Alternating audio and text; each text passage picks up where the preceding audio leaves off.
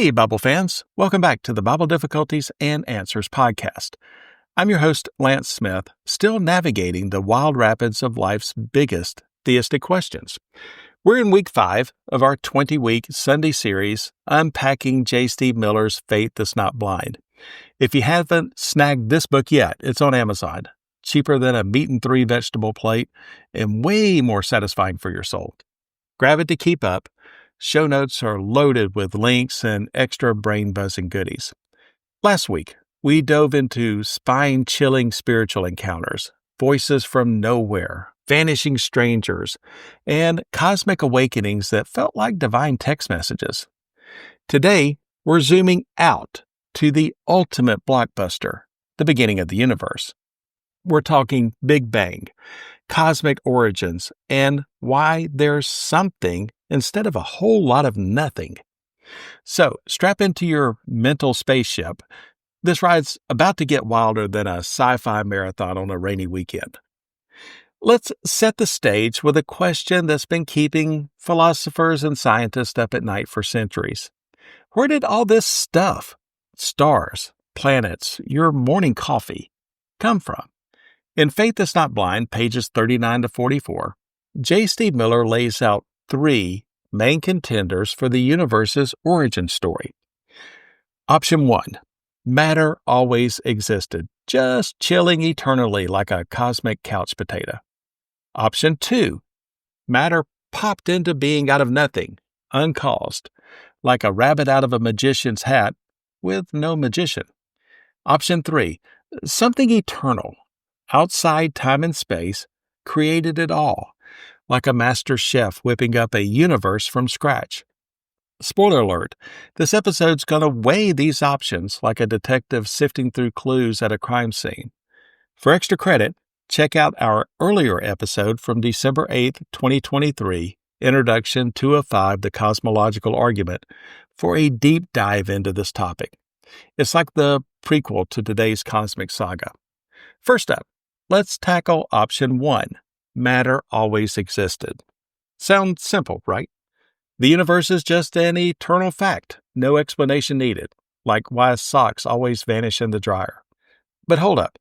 Science and philosophy throw some serious shade on this idea. Miller on page 40 points to the Big Bang, the reigning champ of origin theories. This isn't just a cool name for a sitcom. It's the scientific consensus that the universe, space, time, matter, had a definite starting point. Think of it like a movie with a clear roll credits moment, not an endless loop of reruns. The second law of thermodynamics, also on page 41, backs this up. It says energy in a closed system, like the universe, gets messier over time. Entropy's the fancy term. If the universe was eternal, all that energy should have fizzled out long ago, leaving stars colder than a forgotten popsicle. Plus, if energy's winding down now, who wound it up in the first place? An eternal universe starts sounding less like a solid theory and more like a plot hole in a B movie. Now, let's peek at option 2. Matter just appeared out of nothing. No cause, no reason, like your phone autocorrecting to something totally random. Miller on page 40 says this doesn't jive with our experience. Science and common sense scream that effects need causes, and big effects need big causes. A universe popping into existence uncaused is like a skyscraper building itself without blueprints or builders. It's not just unlikely, it's borderline absurd. Miller argues that something can't come from nothing on its own. It's like expecting a blank canvas to paint a masterpiece without an artist. Some skeptics might cling to this idea, bless their optimistic hearts, but it's about as convincing as a toddler's excuse for why the cookies are gone. That leaves us with option 3, a powerful, eternal something, or someone, outside time and space created the universe. Miller, on page 40, suggests this fits the evidence like a glove. The Big Bang points to a beginning, and the Kalam cosmological argument, detailed on pages 40 to 41, adds philosophical muscle. The Kalam says, everything that begins to exist has a cause. The universe began to exist. Therefore, the universe has a cause. It's like a logic sandwich, simple but filling. The twist? That cause must be outside time and space, since those came with the universe. Picture a cosmic director yelling, "Action!" before the set even exists. Miller notes on page 42 that even if you try to dodge this with a Marvel-type multiverse theory, fancy talk for a bunch of universes, the math still points to a beginning. All you're really doing with this theory is just kicking the can down the road. And skeptics, with their knack for creative storytelling, can't test those extra universes anyway. Cosmologist Board Guth and Vilenkin, cited on page 42, crunched the numbers and concluded that any expanding universe, multiverse or not, can't be eternal. It's like trying to avoid a deadline by starting a new project. Eventually, you hit a wall.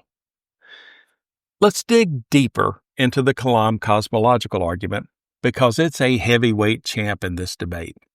On page 41, Miller explains why an infinite past is a no-go. Imagine time as a stack of pancakes, one for every second in history. If the stack's infinite, you'd never reach today's pancake because you'd always have one more to eat. Or if you took away half the pancakes, you'd still have an infinite stack, which makes as much sense as a bottomless coffee cup that's somehow empty. An infinite past leads to absurdities.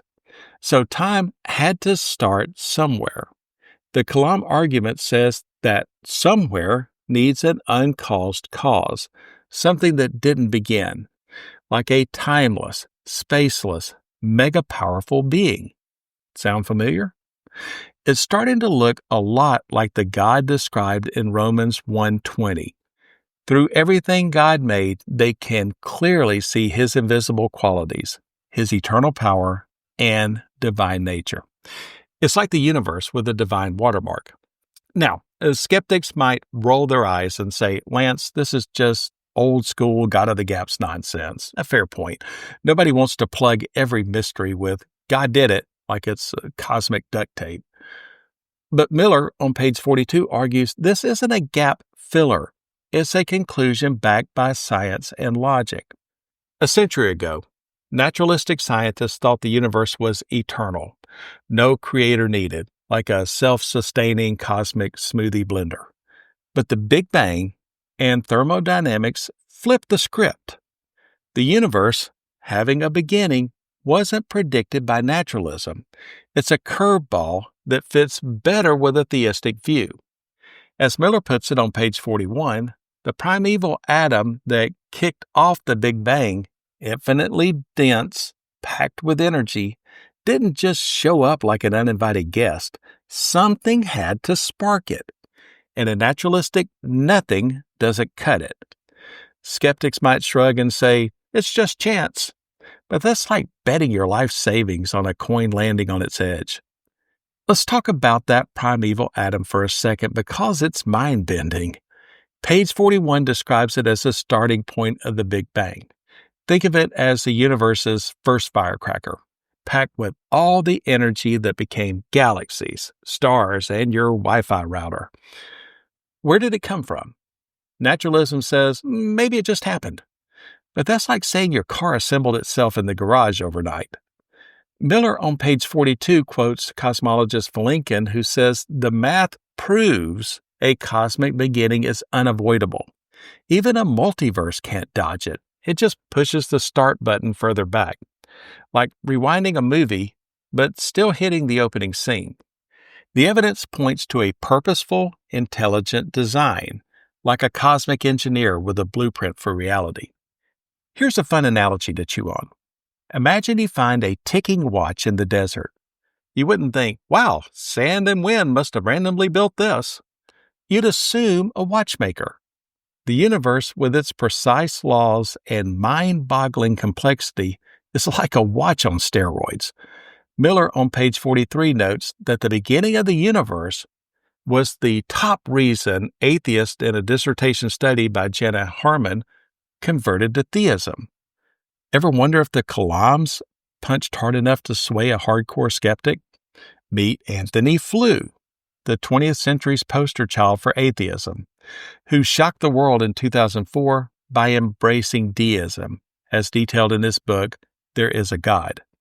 Flew, a British philosopher, was floored by the universe's beginning. Think Big Bang and the Born-Guth-Lincoln theorem. Key evidence for the Kalam's universe began to exist premise. He argued a timeless, intelligent cause made more sense than nothing, echoing Miller's case on page 42. While Flew stopped at deism, not Christianity, his U-turn shows the Kalam's power to rattle even the staunchest skeptics. Got a story of a cosmic argument changing minds? Drop it at BibleDifficultiesAndAnswers@gmail.com. So, how do we weigh this evidence? Miller's approach, like in last week's episode, is to treat it like a courtroom. On page 40, he says we evaluate claims based on reason and data, not just vibes. The Big Bang, backed by radiation evidence and Einstein's relativity. Thermodynamics, a rock-solid law. The Kalam, logic tighter than a spaceship's airlock. Compare that to naturalism's options. An eternal universe contradicts science, and something from nothing defies reason. Theism's option 3 isn't just plausible, it's like the only suspect left after a cosmic whodunit. Sure, you can stay skeptical, but dismissing this is like ignoring fingerprints at a crime scene. Let's zoom out to the big picture. These arguments aren't just brain candy. They point to a reality where the universe isn't a random accident. Psalm 19:1 says, "The heavens proclaim the glory of God. The skies display his craftsmanship." The Big Bang, the law of physics, the very fact that we're here debating this, is like a cosmic symphony with a conductor. Miller's book, pages 39 to 44, isn't pushing blind faith. It's inviting you to follow the evidence, like a treasure map. Skeptics, if you're still holding out for a universe that just happened without a cause, maybe give that treasure map a second glance. It's pointing to something pretty compelling. Got questions, doubts? That's cool. Bring them. Email me at BibleDifficultiesAndAnswers@gmail.com or hit up our Facebook page. I'm reading every word. Next Sunday, Episode 6 dives into the fine-tuning of the universe, how the cosmic dials are set just right for life, like a Goldilocks zone for reality. It's going to be wilder than a roller coaster with no brakes. Don't miss it. Grab Faith That's Not Blind on Amazon. It's a steal, like finding a coupon for free pizza. Check show notes for Miller's book, William Lane Craig's The Kalam Cosmological Argument, and Anthony Flew's There Is a God, and links to dive deeper. They're solid as a granite slab, unlike my attempts at fixing, anything. Got a cosmic question or a story? Drop it at BibleDifficultiesAndAnswers@gmail.com or comment on Facebook. I'm all in. Share this with a friend who geeks out on big questions and toss us a 5-star review on Apple Podcast, Spotify, Podbean, YouTube, or wherever you listen. It helps spread the word. All episodes are at BibleDifficultiesAndAnswers.podbean.com. Perfect for a binge. I'm Lance Smith, wishing you good luck, good health, and God bless. So long, everybody.